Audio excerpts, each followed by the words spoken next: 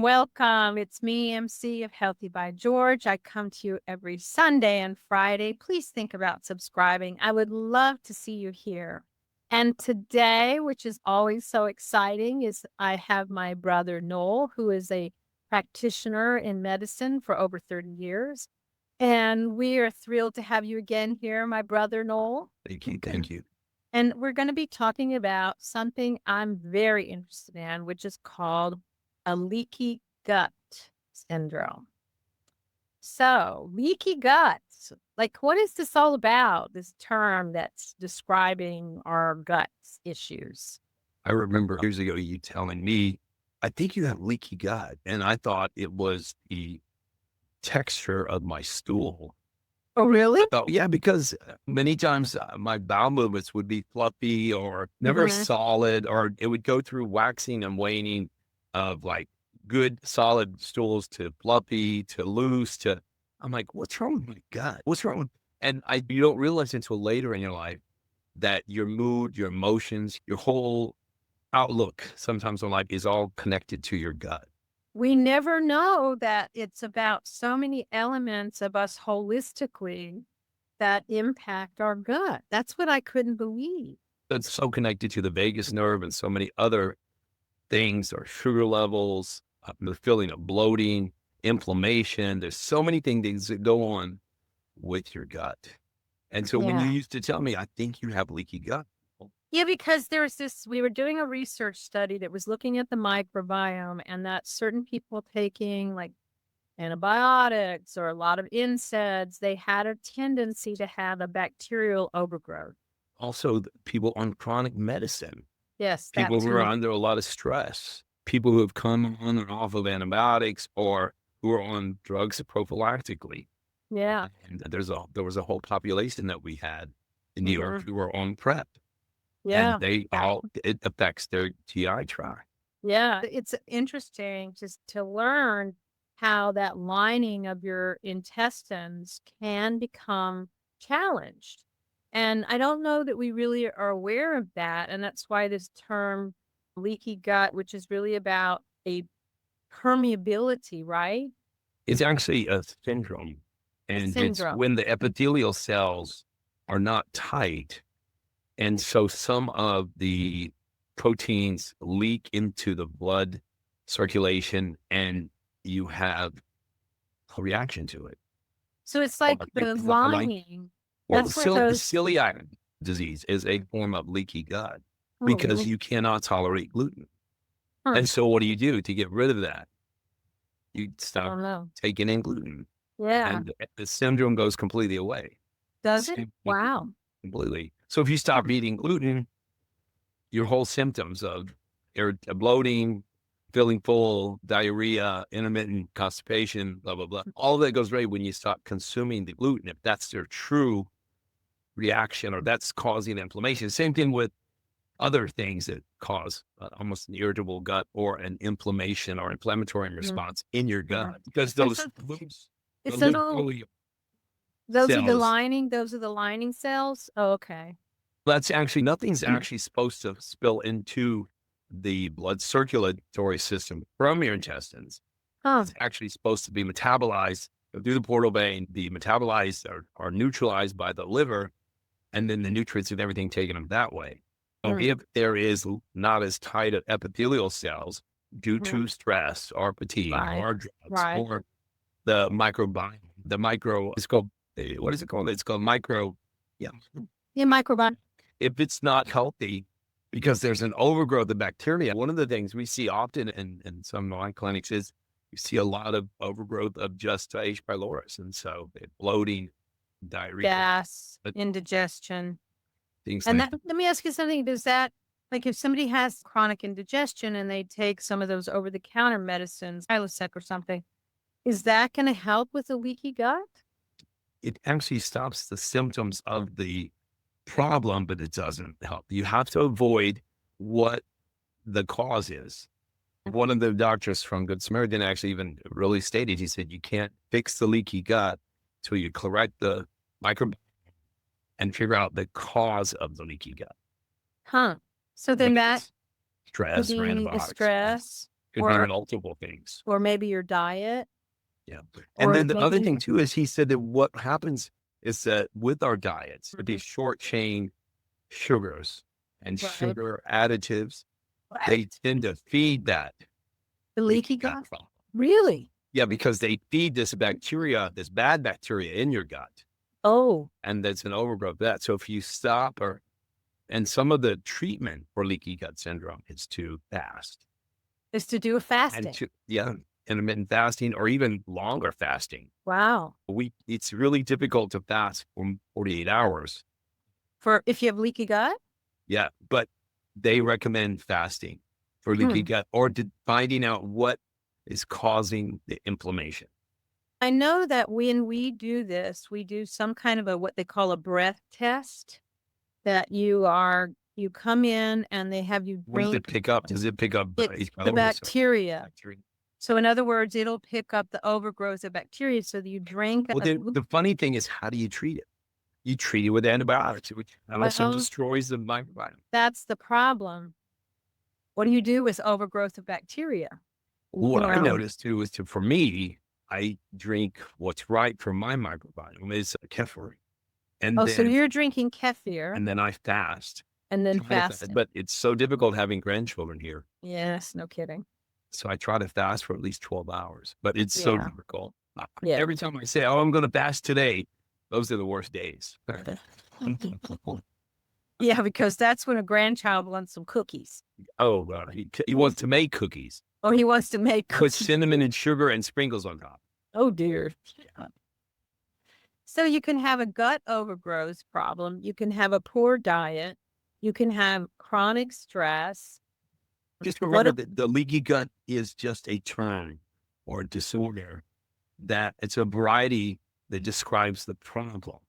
And so you're typically having bloating, gas. Intermittent gas, diarrhea with constipation, cramping, and your bowels are not moving like they. Do you think that there's more food sensitivity, fatigue? Usually, if it's a food sensitivity, you'll have it as an early age. Or, This is especially when you're in your 30s and 40s, when you're Mhm. under a lot of professional stress, Mhm. deadlines, sleep deprivation, intermittent antibiotics, food that's not as Yeah. healthy, Yeah. eating on the go, eating Mhm. quickly, drinking alcohol. Yeah. Me too. How All about these things. caffeine? I don't know too much about caffeine because when you're doing a fasting, they allow you to drink black coffee. Oh, they do. Okay. So then maybe caffeine really doesn't contribute. It's more the sugar and the alcohol It's short chains. Yeah, sure. and the short chain. Yeah. So what about joint pain and inflammation and, how our brains function? When you stop stimulating the immune system response to whatever the protein is you're sensitive to, Oh, that slows down. It stops the whole cascade mechanism so the inflammation really goes down. And they go on to say, we all believe turmeric, blueberries, all these other fruits have these anti-inflammatories to it. The key is to decrease the amount of sugars you're having in any Mm. factor of sugars, whether they're sugar substitutes or sugars themselves, even Mhm. fruits. Really? Yeah. Because they So, want your gut to rest. I see. But let me ask you something. They don't really use this as a real diagnosis. Mm. So then how does someone who might not have celiac or Crohn's or IBS go about handling when they do have some of these Well, those kinds? are actual diagnoses. Those are Right. actually conditions that have a true diagnosis. Right. Celiac, irritable bowel, ulcerative colitis, Crohn's disease. Those Yes. are people's autoimmune system that's really gone haywire And and it's is attacking the destroyed that gut. lining. It's actually their person's antibodies are attacking the gut. Oh, wow. Leaky Okay. gut syndrome is more like the epithelial cells. Mhm. Their bonds between each other They're have got loose. loose, and they've leaked some of the Loose stuff from the gut particles. into the bloodstream. Because remember, the intestines and the blood and the lining holds all the gut stuff in. It's not supposed Yeah. to leak into the Okay. circulation. But many people think that when they have some of these symptoms that they're gluten intolerant and that just by giving up gluten, they suddenly do better. Even to diagnose celiac disease, it's a very difficult diagnosis to do because it's a lot of testing just to get that diagnosis. Mm. And let me just tell you, if you stop eating gluten and your symptoms go away, you maybe just be gluten sensitive. Right. Oh, so then that's what's contributing to these leaky Do gut you have any symptoms. food sensitivities that it doesn't really cause a reaction, but you can tell, ooh, that really got me? I think for me, sugar is always a bad one. What? Whenever You're I eat older. things that are really sugary. As I've grown older, animal protein seems to be an issue with my gut. Really? I used to love eating red meat, rare steaks, blah, blah, blah. Mhm. Then I eat 2 bites and I feel like I'm dying inside. I feel like I It's about to uncomfortable? explode. I don't know if my gut Mm. just can't digest it like I used to, or it just settles differently on my stomach.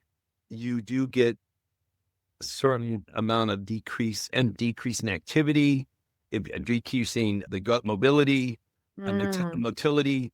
And if you're not as active as you used to be, your gut's not as mobile as it used to be. Because I know for a fact that during the period of time that I was not as active with because of my hip pain and prior to Mhm. my hip replacement, there would be days I just felt so full of stool or Mm. something because I just felt like I couldn't eat a bite and I just couldn't go to the bathroom.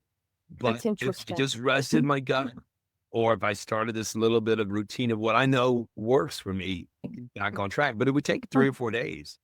So really, you don't take a probiotic or a prebiotic. On a regular You're basis. doing those fermented foods. They're all natural. And once I get the microbiome readjusted, it's good for a month or two. Oh, wow. And then I don't you do throw it much. off with some food? Usually it's not only, remember, I take at least 5 chronic because of certain, right, my heart condition. I I take know. a pill twice a day. Well, that's always worrisome because I think as we get older, we have chronic pain. And so it worries me because I'm taking chronically Tylenol. I'm You take taking an NSAID. chronically an But you don't take NSAID. anything other than Tylenol, do you? Right now, because I'm a week outside of surgery, I was taking Mobic with it, the Mm. meloxicam with it. But now I'm stopping it because I'm a week. I've got a little more than a week before surgery. So I'm That stopping week that. is the toughest week too. I know. You can't So take anything but Tylenol. nothing but Tylenol. Tylenol extra strength seems to do pretty good. I'm a little hesitant about topicals because they want you to do this hibiclans cleansing of your hip area, like for 5 days in a row or something. I don't know. I have to look at this. I have to. I had to do wipes at home, the wipes when I got to the hospital, and then another wipe prior to surgery. Wow. So I have to do something. I have to look at my instruction book. I have to tell you, I've gotten an instruction book. I've gotten an instruction video, and it's a little You overwhelming. do not want to let that prosthesis get infected. That's the whole thing. I know that the surgeon that I have, he has something that he calls magic powder. I don't know what it is that he always includes in his surgeries. And he always puts something, I don't know what it is, into the surgical wound before he closes it. So I don't know what that's about. very fortunate. He's very wary. He even had me checked for MRSA. He had me do a nasal swab to see if I had any active MRSA. No, I just have active, what is that? What's the stuff that gives you tonsil, you infect your strep throat, strep. I had strep, but not MRSA. So I always knew I was walking around with strep all the time. We all have strep and staph on us, and that's Yeah, but only strep showed up, which was great. Yeah, I think it's hard because then they talk about look at what you're going through right now. The stress from thinking about the very high surgery, stress. the Yes. anesthesia from the surgery, the recovery Yes. from this. This all affects your intestinal Your microbiome. gut. So if Yeah. you can find what works for you, that is the best thing. And if you can find out what foods work for you and what foods that you're sensitive to, Yeah. I'm not, my problem is I probably eat anything except sauerkraut. I don't like any kind of fermented I food. love fermented food. Oh, Really? Oh, God. nice. No, I'm not a big Bok sauerkraut. choy, sauerkraut. Do you eat bok No. choy? I do, but not fermented. That's what bok choy is. It's fermented. No, kimchi is Oh, fermented. is that the one that's underground? Yeah, that's Mhm. one I like too. That's kimchi. I love I don't that like too. it either. No, don't like kimchi. I don't like sauerkraut. I'm not crazy about those, but I will eat pickles. I like pickles, and I like yogurt, and I like kefir, so I'll do that. But they do say that there's these nutrients like Right. L-glutamine. What is L-glutamine? L-glutathione and What is that? Is it a nutrient that you can take over the they're counter? certain amino acids, Mm. and they're supposed to Zinc, help. The it problem takes. is I'm never consistent enough Mm. with the supplements because of the other medicines I'm on, and Yeah. I've already taken enough A pills lot of as people it is. hate to take pills, which I don't know what that's all about. I take enough pills every day. Yeah. See, I'm good about taking my omega-3s. I really am. I take a lot of omega-3. I don't do this L-glutathione. I don't know what that is so much, but I'll look into that after surgery. And zinc, apparently, I'm not sure what that's. If you're eating a pretty healthy diet, you really don't need to. But Well, I I don't try. know if the diets that we're eating nowadays, if there's actually the nutrients in it are as plentiful as they were 20 years ago. I know. I think that I'm looking at, they have this farm to table program here in New York where you can somehow get certain vegetables from the farm directly here. So I'm looking at that because I think you're right. I think the conscientiousness about large agriculture and what they're doing to the soil and what does that, What pesticides they're using I know all of that contributes to the type of food that's being produced. and what's in your gut Yeah, exactly. So and the I'm really, preservatives that they're using. It's yeah, unbelievable. yeah, because I think we've never seen as much irritable bowel syndrome, these things about Crohn's disease or people being gluten sensitive. And I don't think we've ever seen as much of this as we have like recently. Many people, If you feel like on a day-to-day basis that your belly is pouting or you feel bloated or Mhm, full, mhm, that's one of the problems. And people don't yeah, even realize that. And to wake up, because this is our society, we wake up and we think the first thing we need to do is eat because we've been instilled this thing about breakfast. We don't need to eat the first thing. You need to drink no, some fluids, maybe, but that's it. You yeah, don't need to eat the first thing in the morning. no, you really don't. And for some reason, our society wants to Well, eat. I think what happened is that they became, we used to be a working class farming, going out early in the morning, doing chores before we went to school or something like that. And And there would be long periods of time where there wasn't eating. And right. And you didn't so have all in these between, boxes and packages and but now foods. I'm going to tell you, you can't turn around without being able to grab something and eat it.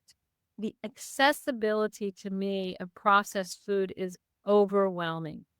That not only can I get whatever processed food I want, I can get anything delivered to me. Yeah. I don't care what it is. But the other thing too is I don't think Americans or our society is really educated on what is in the food because No, I don't think so. a lot of the processed food, they concentrate a lot of the sugars, a lot of the fats, their substitute certain fats. Yeah, And what you're really getting is not what you think you're getting. I think you're right. And we're not educated about these ingredient lists at all. And I think that's really what my focus is. Of course, Peden's like wanting to get involved. My focus is, for example, here's Mary's crackers. When I look at what's in Mary's crackers, What is Mary's crackers? it's a type of cracker that's made with very few ingredients. It's just basically brown rice, quinoa, flax, sesame seeds, some tamari, sea salt, and that's it. That's it. It's just a simple cracker. There's no processed And you're anything. hoping that they're ingredients and they're being honest.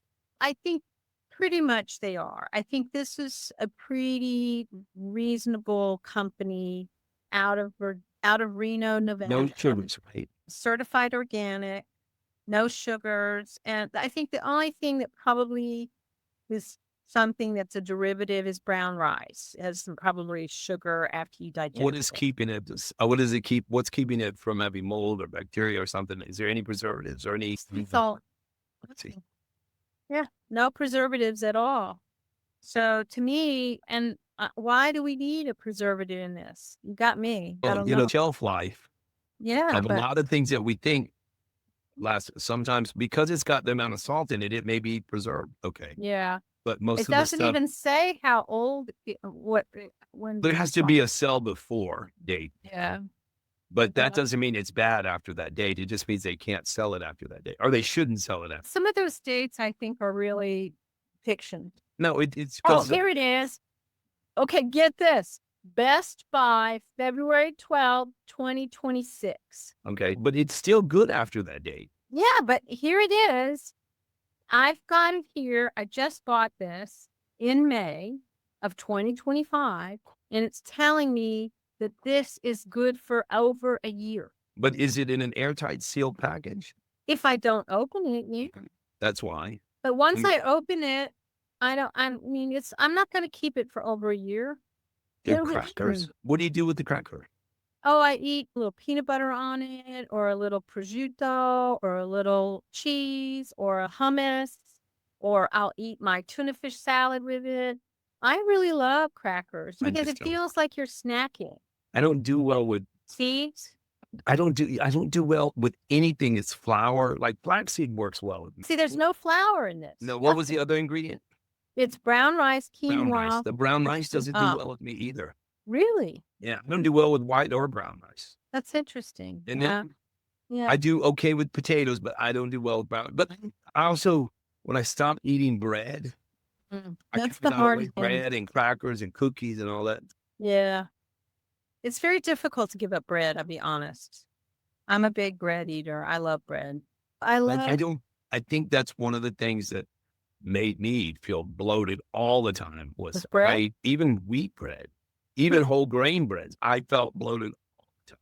You So know, you giving go up to these bread? restaurants and they bring this big basket of bread or a big Right. thing of bread, and you're supposed to. If I eat any of that, I'm ruined Even and bloated the the s- next 3 days. even the sourdough? Even sourdough. Holy darn, that's interesting. Yeah. So I guess it pays to know The your body. preservatives. Maybe. It pays to know your body. It pays to understand what foods you interact with. Not only know your body, Mary Catherine, but listen to it. Really get in tune with it. Because I have patients that come in and I don't know what's been going on. I'm not really sure. They don't know what normal is for them sometimes, even. Yeah.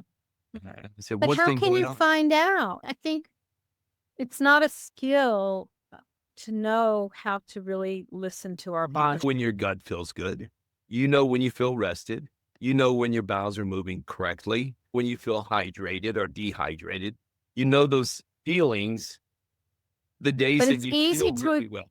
Yeah, but it's easy to ignore if you're overly busy or your work is giving you a lot of stress, you've got deadlines. Stress is a big one, I It's think. huge, huge. And I don't think we really give enough attention to how we can reduce stress. Can I tell you this? I have patients that say, I said, how do your stools look? Oh, I never look at it. Really? Yeah. Huh.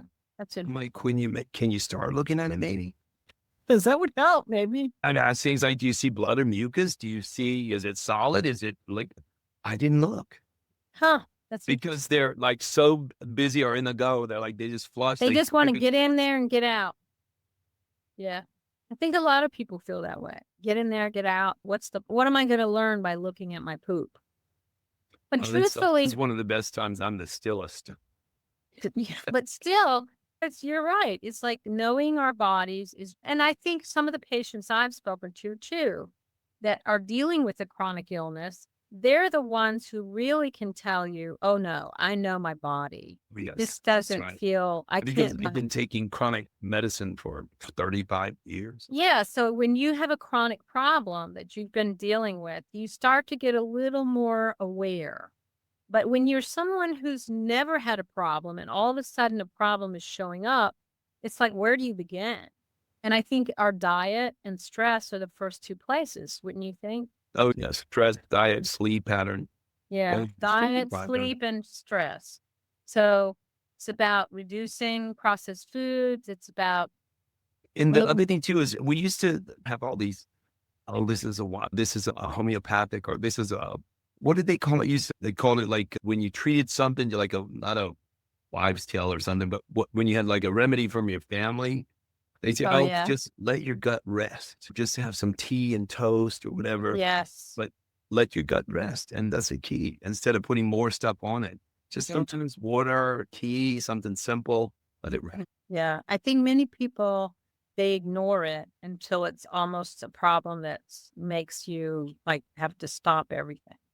I think it's easy to ignore those kinds of things like gas and just digestive kind of heartburn or things that are mildly uncomfortable that are related to our gut.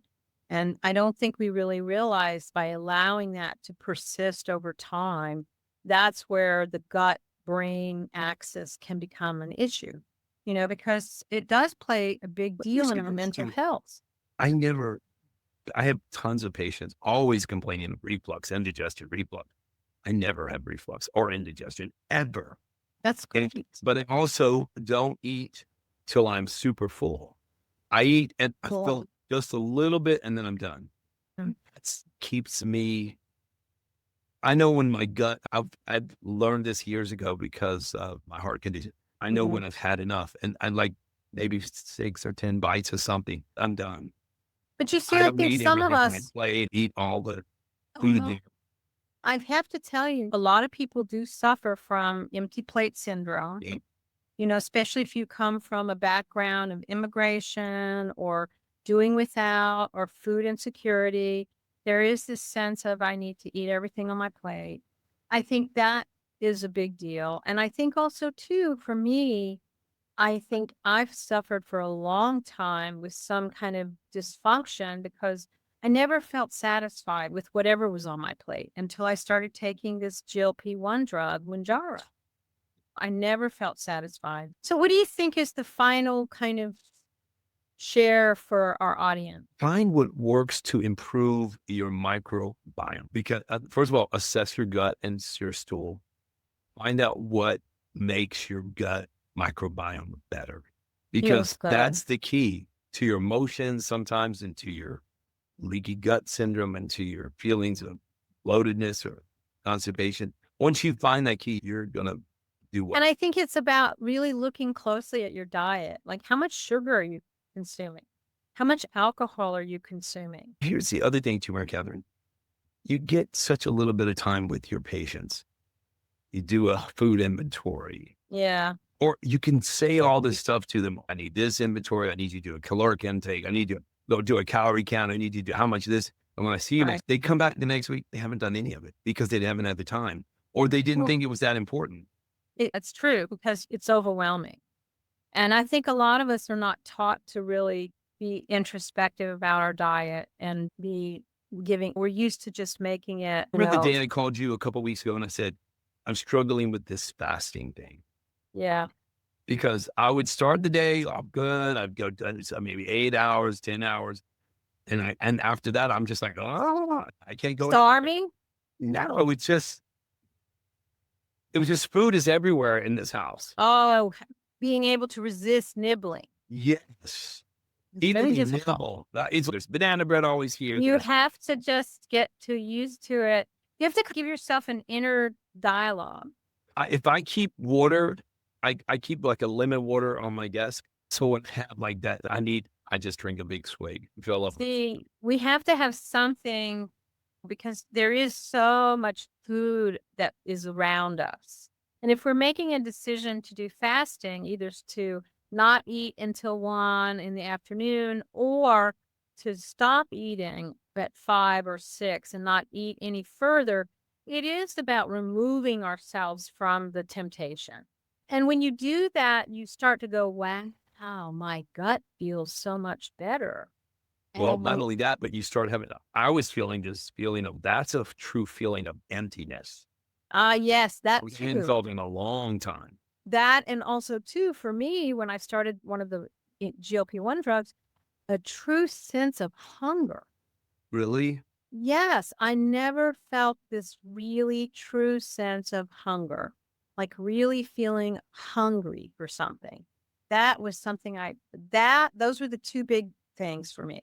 A sense of real hunger and a sense of satisfaction when I ate Do you something. actually can determine what you're hungry for?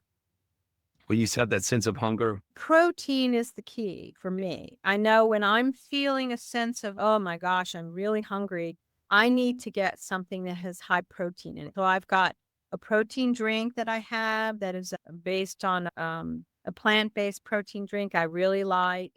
And it doesn't have sugar. It has 1 gram of sugar and 100 calories and 20 grams of protein. It's fantastic. And so I drink that, or I've gotten to where I'll have a boiled egg, or I'll have some cheese and prosciutto on a seed cracker like this. So I tried, and though, and I have to say, it just takes a little bit, and I'm satisfied. And it's about learning to work with what kind of makes your stomach and your satiety feel good. And I agree, less is more. It's really amazing. Less is more.